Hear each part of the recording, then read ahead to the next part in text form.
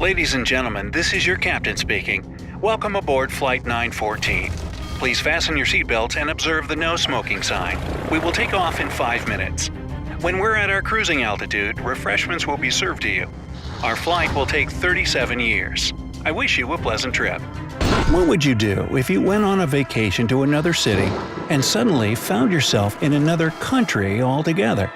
I guess more adventurous types would even enjoy such a change of plans, but most of us would be confused. Anyway, I bet even the most reckless of adventurers would at least raise an eyebrow if told they'd flown for close to half a century. On July 2, 1955, Pan American Flight 914 made its way from New York to Miami, Florida.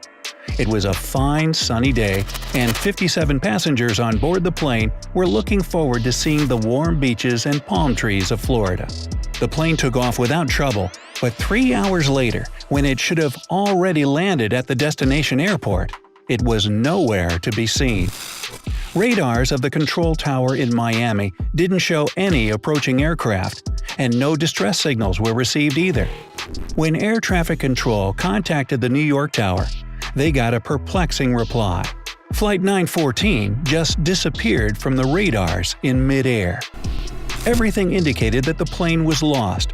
Apart from having vanished from the radars, air traffic control couldn't get through to the pilots with the radio.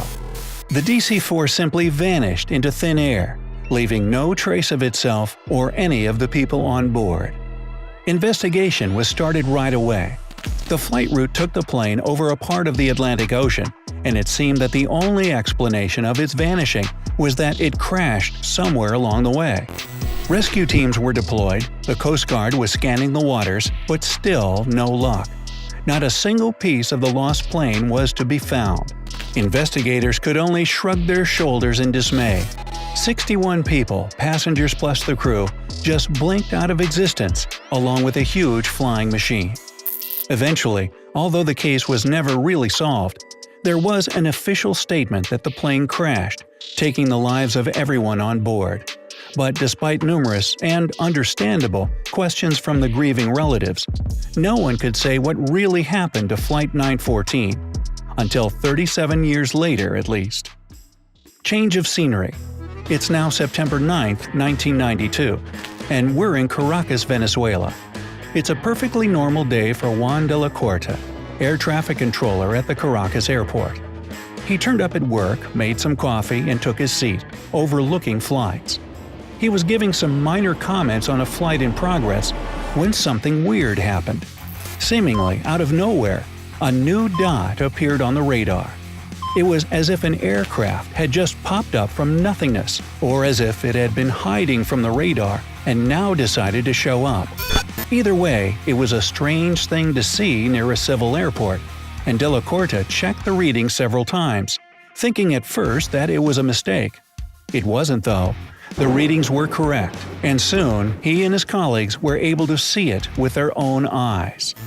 In less than 10 minutes, the culprit showed up in the field of vision. At first, it looked to the air traffic control like an ordinary airplane. But as it got closer, they could see that it was, in fact, a very old DC-4 McDonnell Douglas passenger aircraft, still with propellers instead of modern turbines.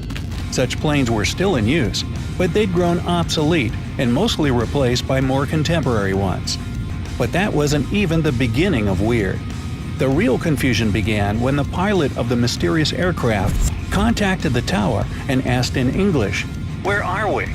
As the one in charge at the time, Juan de la Corte replied they were closing in on the Caracas airport and asked where the flight was headed. There was a pause on the other side, and then the pilot answered, "We are Pan Am Flight 914 headed from New York to Miami, Florida, with a crew of 4 and 57 passengers on board." This took the air control completely off guard. What was a Pan Am flight doing 1,100 miles away from its point of destination? And how did it even get there? De la Corte was quick to ask a few more questions to the pilot, and what he heard next baffled him. The pilot said his flight was scheduled to land at the Miami airport at 9:55 a.m. on July 2, 1955. Now it was time for the tower to fall into silence. Before asking anything else, not to make matters worse, air control cleared the plane for landing. Della Corta didn't know what to make of the pilot's words. Perhaps he thought he went insane, but that was irrelevant since there were people on board the mystery airplane. He had to make sure they landed safely, and decided he would ask questions when they did.